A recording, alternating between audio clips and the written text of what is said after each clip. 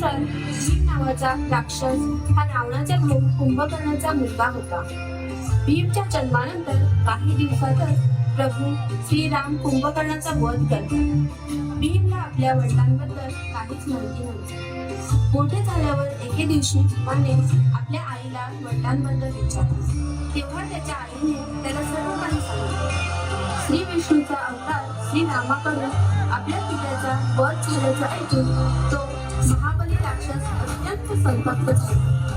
त्याने विष्णू व सर्व देवदेवतांचा बदला घेण्याचे ठरवले. त्यानंतर त्याने 1000 वर्ष कठीण तपश्चर्या करून ब्रह्मजींना प्रसन्न केले.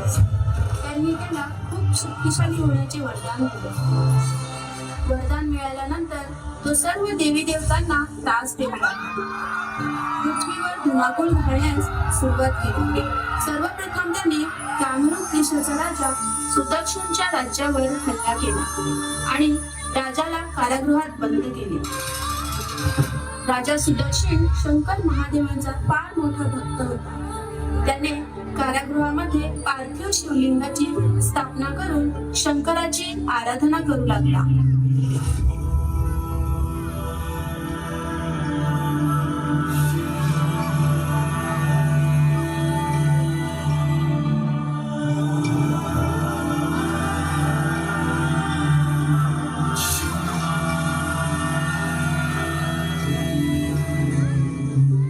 जेव्हा भीमाला ही गोष्ट कळली तेव्हा तो कारागृहामध्ये आला.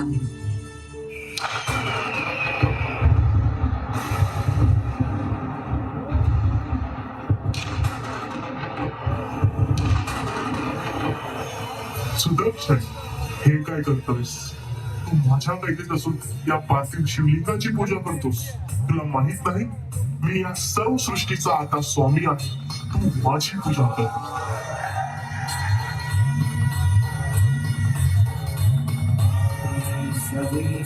नाही नाही राक्षसराज भीम, नाही. माझे स्वामी तर फक्त भोलेनाथ आहे. मी तुझी पूजा कधीच करू शकत नाही.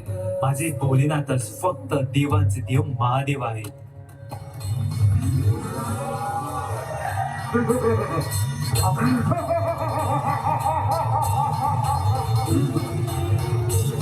या सर्व सृष्टीवर माझं साम्राज्य आहे. मी असताना तू त्या शिवाची कशी पूजा करू शकतोस? तुला तुझ्या मृत्यूची भीती नाही वाटत? नाही राक्षसराज, मला तर माझ्या महादेवांवर पूर्ण विश्वास आहे. मला तुझ्यासारख्या राक्षसाला घाबरण्याचे काहीही कारण नाही.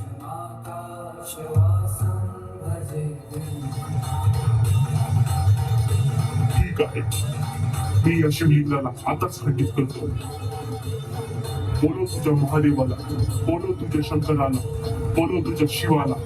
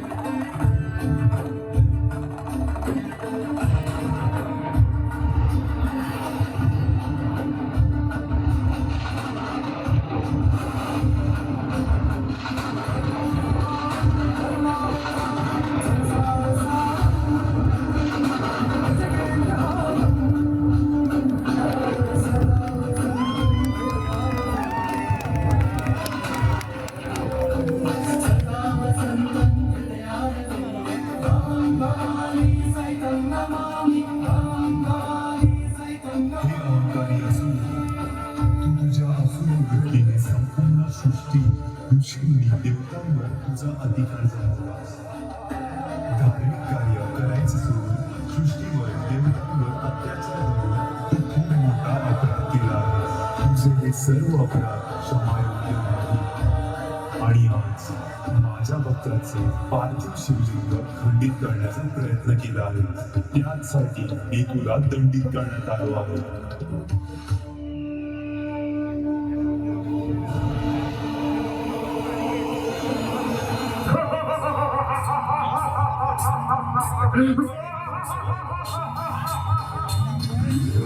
हे शिव, तुला माहित नाही मला ब्रह्मदेवाचे वरदान आहे तू माझं काहीच नाही करू शकत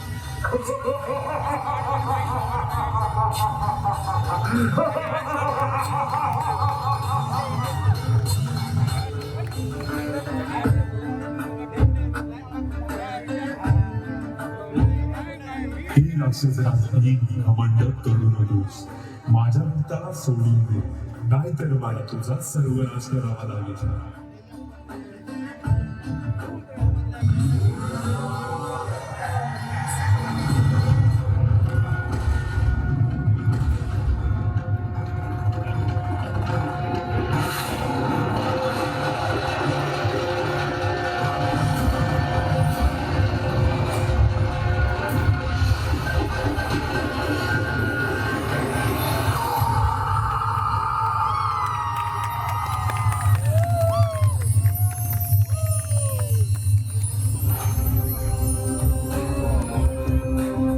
शंकरांनी राक्षसराज भीमाचा वध केला त्यानंतर सर्व देवदेवतांनी भगवान शंकरांना शिवलिंग स्थापन केलेल्या ठिकाणी राहण्याचा आग्रह केला त्या ठिकाणी शंकर महादेवांनी भीम नावाच्या राक्षसाचा वध केल्यामुळे या ठिकाणाला भीमाशंकर असे नाव पडले